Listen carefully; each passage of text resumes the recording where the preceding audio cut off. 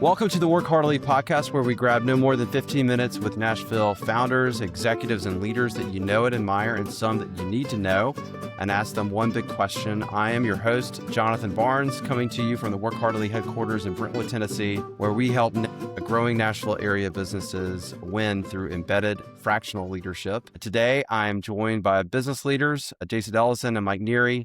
They are in the employee benefits and brokerage space. They've been in Nashville for a long time. Welcome, guys. Are you ready? Glad to be here. Great. All right, here's your one question. What is the biggest mistake that you see business leaders make in your experience, in your space over time? Great question. So Mike and I have both been doing this for over 20 years, and we're benefits consultants. Some people call us brokers, but we work with mid-size and larger employers, helping them manage anything and everything related to employee benefits, which happens to be, for most employers, the second largest expense line item behind payroll. So it's an important category for most organizations. And I'd say, Mike, the biggest mistake that we've seen over the years employers make in our arena is just simply the process that many employers deploy to select who they want that partner to be. It's not the end result, but it's the process. Tell me about that, Mike. So most large employers are going out and running an RFP process to procure everything from things they would buy on a regular basis to all the way through employee benefits. Jason, why don't you take that and I'm going to come a layer. Okay. Yeah. So fundamentally, the process that most employers follow to identify their new partner or the best partner in our space is a traditional request for proposal. Ask a million questions. Most important question that they all want to look at is how much does it cost? Have a dog and pony with 2 or 3 firms and make a decision. And fundamentally, we feel like this is such a nuanced, complex, and important decision, and selecting the right partner is critically important because of what's at stake, and both the opportunity and the opportunity cost if they pick the wrong partner. And yeah, what do you think is at stake? Is it just a dollars and cents P&L kind of discussion? I know you mentioned a lot of people drive straight to the price and what they get for that price to save on their profit and loss statement, but I think we all see it in a different way. Tell me a little bit about your approach there. Our biggest goal is to build a trusted partnership with employers and help them understand all the different functional areas that have impact, whether it is the dollars of P&L, the dollars and cents P&L conversation, or how do we align with your organization, your culture, your business outlook, and how do we specifically align to deliver a vision that meets financial, business opportunity, and benefits on a go-forward basis? Yeah. I think I've had some conversations with my brother about this. He's a business lawyer. We talk a lot about like the family economy, how things work in the family, and the business economy, how things work in the business, and the kingdom economy or the community economy. How does that work in the community? And, if you're talking to Jason, it's like, hey, this is the second largest line item behind payroll. There's a big impact on the people that you work with and the culture you just mentioned, Mike. You got to know exactly what their approach is and their legacy outcome or the business trajectory that they want to have before you even start thinking through like, hey, this, go with this provider is really cheap. You tick the box and move on. It sounds like you guys want to work with people that are thinking a little bit more beyond just that. Absolutely. And I think Mike and I have worked together, for a number of years. And I think that our outlook and the way we approach potential client relationships has evolved and changed. We operate from, our overall goal as Christ followers is to, conduct our business as our ministry, Yeah. and be the hands and feet and serve people, have servant leadership. And so the reality is, even though most folks tend to approach, what we do from a dollars and cents perspective, it's deeply personal. The programs, the coverages, everything that they're offering to their employees is deeply personal to their employees. It's something that their employees are accessing at a time, many times when they're in a crisis situation. It's Sure. very confusing. It's a competitive landscape for most of our clients and prospects. There's a talent war. So it goes beyond. I mean, certainly it's an expense item that's accelerating rapidly, and there's a lot of angst and concern around that trajectory. But it's deeper than that, because it's how they position their value proposition and how it's a big part of how they translate and put their culture into practice because Yeah. folks touch it every single day. Yeah, I think, a good friend of mine told me maybe a decade ago that it resonated with me as I was thinking about, starting a business and creating value, business values, and making sure they were not just values that you hang on the wall and walk past when you go to your office, but something that actually drives and actually defines the culture. And the culture of the company is really how you have those values in action. And some of the work we've done at Work Heartily is like, okay, what's your job description? What are the company values? How do we actually put line items beside each thing that you're doing as driving, satisfying or driving those values to be put in action? So exactly what you're doing every day is going to help drive this company forward. And I think the same thing is like, hey, it's not just a job description, but it's like, hey, we value our employees. We're going to put these things in place to help you in those times of crisis or in those times of need. And I see that as a huge benefit, pardon the pun, a huge benefit to have an employer that thinks through these things and puts them in place as a way to help the people around them drive business goals and the individual families they're working with as employees. That's huge.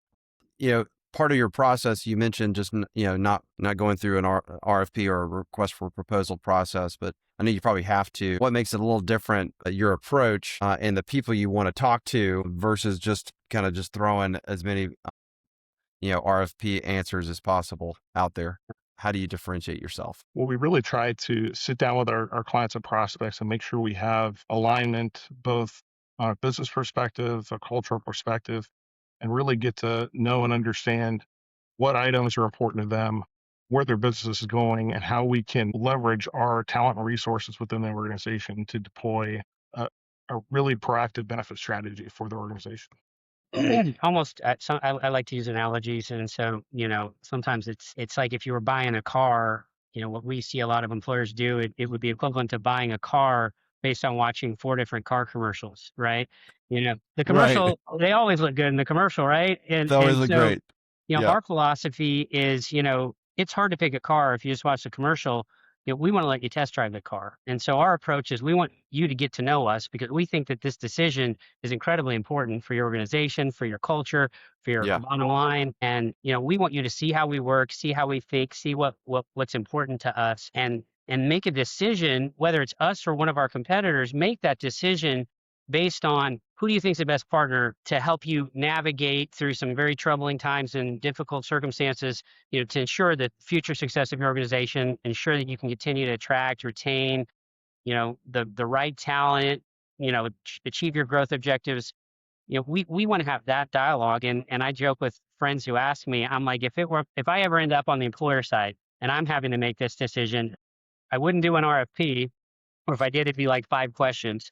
Right. I would say, "Hey, here's some information. What would your advice be based on what we're doing today?" And then I wouldn't even ask them about the price because the reality is, if we're talking a mid-sized employer, they could be spending 50, 75, $100 million a year on this in this category.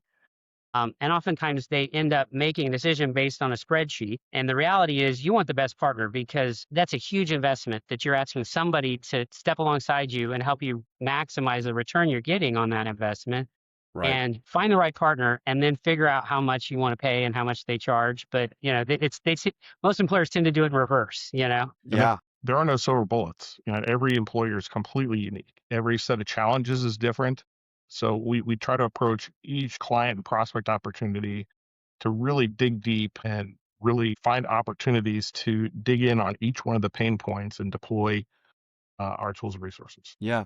I think, there seems to be a dying art in the age of AI of personal and soul to soul connections. And, one of the things we've done at Work Heartily and with some of the clients is, yes, get to know them because, and I tell this to my children, you know, your reputation and your relationship is kind of the only thing that you can carry on from one job or one specific scenario to the next. You're always going to find a lower price item. You get whatever. That's just kind of the nature of the economy we're in. But relationships, if you invest in relationships, you have a trusted relationship. You know that somebody is coming from the same kind of values alignment value system that you have. You can trust them in the next scenario to help you think through some of those issues. And as far as like in your space, I would imagine it's sometimes more commoditized. I think that is the biggest differentiator is what you're talking about, getting to know somebody and just saying, do we have a good trusted partnership here? And you know that I'm going to be working alongside you as your partner versus just being a vendor and walking away. That's a great point. And, Mike and I have spent a lot of time since we've worked together so long and we're sort of further along in our career, Yeah. having the if I'd have known then what I know now, what would I have done differently conversation. And what that's led to as we're building a business at Alliant has been looking for the right client that's a fit, right? I think early in our career, it was any sale's a good sale, any client's a good client. And and and if you're Not if you're a always the vendor, if case. you're a commodity, it never works out and you always Yeah. end up regretting it. So we've literally kind of built our business around we want to work with people who want to work with us. We want Yeah. to work with people who value what we value, who are buying what we're selling, who we see eye to eye. And what that's meant, which is sort of counterintuitive as a salesperson, is that there's many times that we'll walk away from an opportunity simply because we don't see that they value or that we're gonna be it's gonna be a fruitful partnership. And Yeah. Totally. and it makes for a happier team, I'll tell you that. Well, we had the opportunity to work with Wayne Easterwood from Work Oh Hard yeah. on the client Yeah. side of things, and Yeah. developing that relationship. I mean, there are times we have to have difficult conversations, and having that friendship and trusted partnership means the world, especially when we have to deliver tough news. Yeah.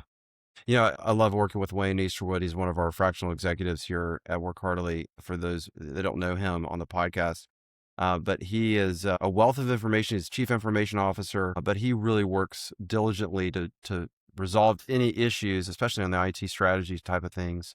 And to me, it's having that trusted partnership relationship, whether it's somebody you work with along, in the same business like I do with Wayne, or working with him as an outsourced help. It is a network of solid relationships that I think it creates amazing results for clients and for businesses, making these big, giant decisions. And it sounds like sometimes the greatest mistake is that sometimes people don't make those kind of decisions very thoughtfully. And so you're trying to help them think through that with your process. We covered a lot of grounds here. I will say this. Speaking of your experience, once I bought a car that was 10 years newer than my previous car, and I got into it and I thought, man, what a difference a decade makes. This is insane. It was this crazy upgrade for me at the time. This is back in the early 2000s. And so I think that's what you bring is probably more than a decade of experience, but experience yields a lot better ways of handling things with the same, it was the same brand of car. So it's the same trusted relationship I had, but it's a good analogy back to your point, Jason, about buying a car just based on the commercials. It's actually sitting in the driver's seat and working with them. Yeah. So, Amen. well, I'll wrap it up here. Hey guys, thank you all so much for your time. If you enjoyed this podcast, please like, share, subscribe, tell a friend, send this podcast episode to others in Nashville and around the country and around the world for people that need to hear this type of advice. Jason, Mike, thank you so much. If you enjoyed this, please visit us at workheartily.com, where we help Nashville area businesses grow with fractional executive talent. Like always, we are here to help. And thank you so much for your time, Jason and Mike. And we'll talk to you soon. Till next time. Thanks for having us. Thank you.